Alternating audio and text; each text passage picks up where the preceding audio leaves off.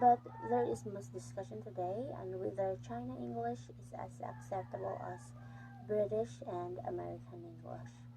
As a matter of fact, China English, boasting its own distinctive features on the levels of phonology, words, sentences, and discourse, has been playing an irreplaceable role in intercultural activities, and it now makes very effort to move forwards international self-assurance and gain its recognition.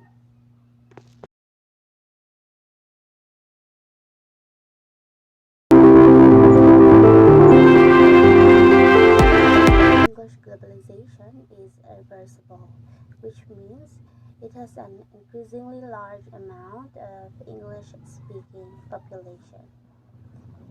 According to Cochrane 1985, According to Cochrane 1985, language divided them into three groups in the form of three concentric circles.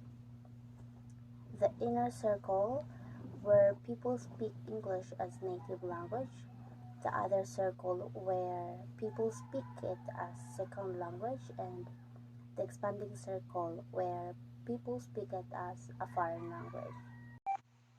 In that case, is it possible to attain a single word standard of English to regular various uses of Englishes as first language, second language, and foreign language?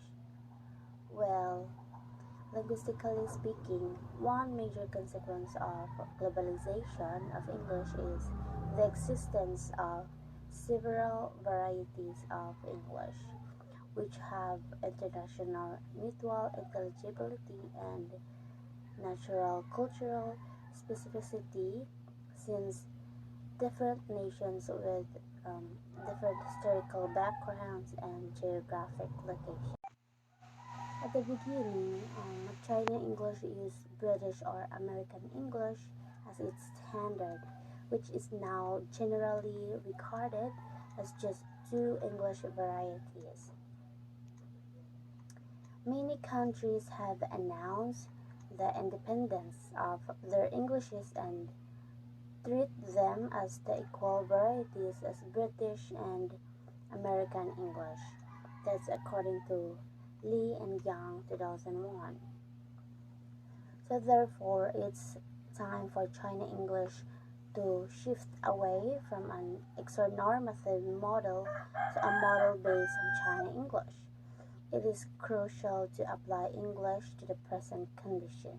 Just in past, China has used different models and standards provided from four books. The first one is The Eight-Legged Essay, second is The Literary Language by Wen Yanwen, the third is The Vernacular Language by Baiwa Wen, and currently adopts Putonghua as the national standard language, according to Kirkpatrick and Su 2002. According to official survey, there were over 100 million Chinese who had learned English in various institutions by 1991. In addition, 1 million more were using English as a tool in their work. Therefore, we have no reason to ignore such a vigorous English variety, even though it is just a performance variety with no official status in China. Anyway, it is an effective communicational instrument. It is predictable that the people who speak English as second language and foreign language would far outnumber those native speakers. So, Anglo-American socio-cultural framework alone is far from enough. Thus, China English as a complementary cultural element could serve a better role in Asian contexts than an exonormative native speaker variety.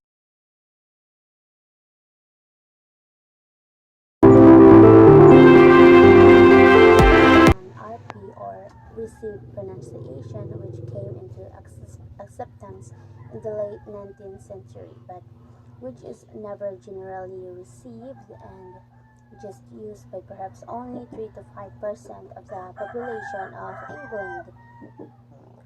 RP is just practiced by the most educated and cultivated learners.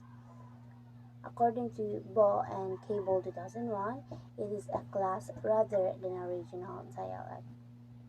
Moreover, the spread of English to many parts of the world leaves us confused as far the standard of spoken English. Thus, it is obvious that the speech standard practiced in England should not be the sole authoritative norm set to judge other species of English varieties any longer. Tapes and teacher speech are far from being the only one that will meet the requirements in the future cross-cultural communication. Therefore, it is a wise choice for learners to expose themselves to different English varieties. Different English varieties have their own supposed mental features, and their principal features lie in syllable, stress, tone, intonation, which will naturally express the speaker's national identity. Take film as an example. Only by hearing, most of the Chinese audience can find out whether it is an original Chinese film or a film dubbed from English or Japanese, even though all the film dubbers are native Chinese. Why? Because the film dubbers are not speaking Chinese as native people do. They did some changes deliberately in syllable, stress, tone, and intonation. In other words, they speak English Chinese or Japanese Chinese, which on the phonological level reflects the foreign nation style and identity. The sound pattern or China English has nothing to do with standard. It is just a question of appropriate to the given situation. China English language phenomena with its capacity to voice ideas clearly and effectively reveals its cultural style and natural identity in a very natural manners and therefore should be allowed to exist.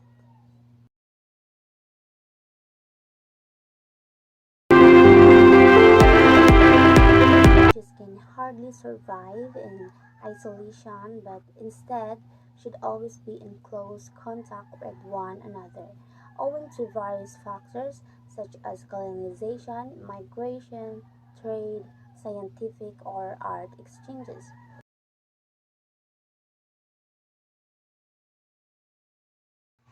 According to Hu Zhaoyan 2001, he said that nearly all human speeches have to some extent borrowed words from other speeches owing to language contact.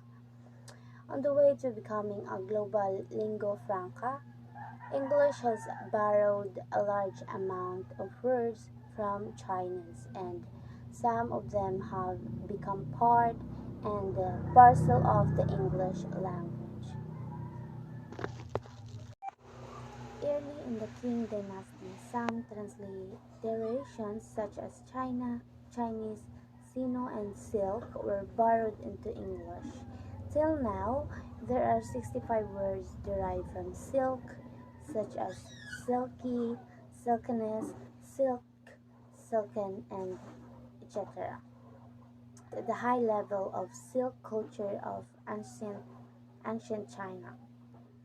At the same time, some Chinese words concerning catering, commerce, custom, and local cultures were introduced into English. Chow mein, chopstick, ginseng, kowlin, sampan, koto, and etc.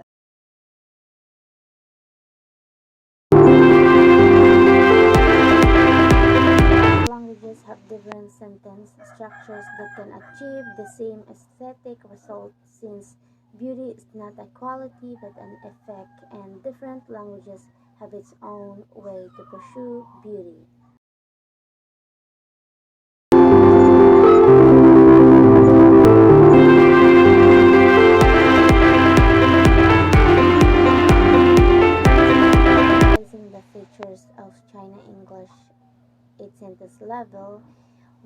can see that the distinctive sentence structures benefit English in terms of various ways of delicate expression. They can become useful and valuable stylistic devices in English.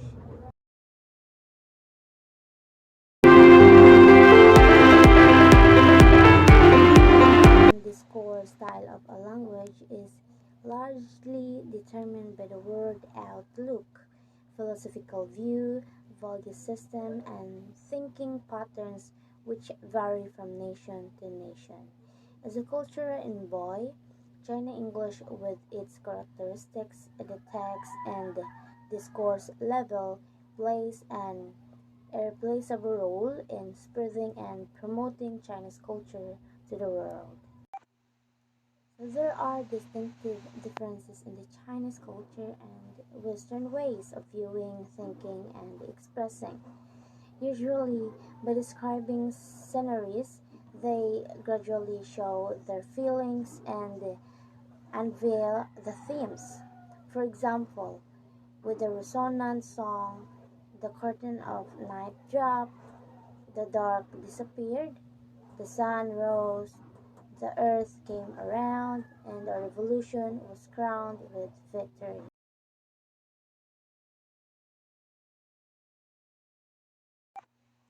After reading Chinese texts, the Westerners are likely to have a better understanding of the Oriental style of working and living. Therefore, China English produces an effective way for cross cultural communication and comprehension, which will finally raise the level of human beings' perceptions. In conclusion, it is useful for us to bear David Crystal's words and in mind that it may take a military powerful nation to establish a language, but it takes an economically powerful one to maintain and expand it.